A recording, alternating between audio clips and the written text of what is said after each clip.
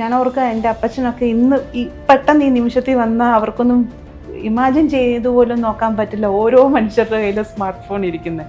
അന്നൊക്കെ എല്ലാ കാര്യങ്ങളും ലെറ്റർ എഴുതി എത്ര സ്ലോ ആയിരുന്നു നമ്മുടെ ലോകം. ഇന്നത് എത്ര ഫാസ്റ്റായി.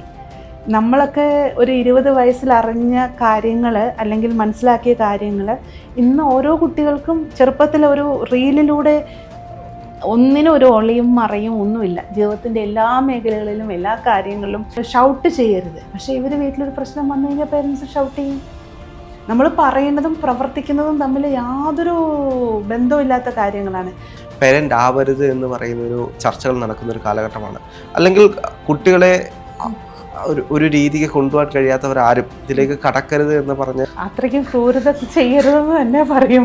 നന്നായിട്ട് നോക്കാൻ പറ്റുകയാണ് കുഞ്ഞുങ്ങളെ. നല്ലൊരു പേരൻറ്റിങ് ആയിരുന്നെങ്കിൽ ഞങ്ങളെപ്പോലുള്ള ലൈഫ് കോച്ചുകൾക്കോ സൈക്കോളജിസ്റ്റുകൾക്കോ ഒന്നും ഇത്രയും ജോലി ഉണ്ടാവില്ല. എന്തുകൊണ്ടാണ് നമുക്ക് ഹാൻഡിൽ ചെയ്യാൻ സാധിക്കാത്ത അത്ര ക്ലയൻസ് നമുക്ക് വരുന്നത്?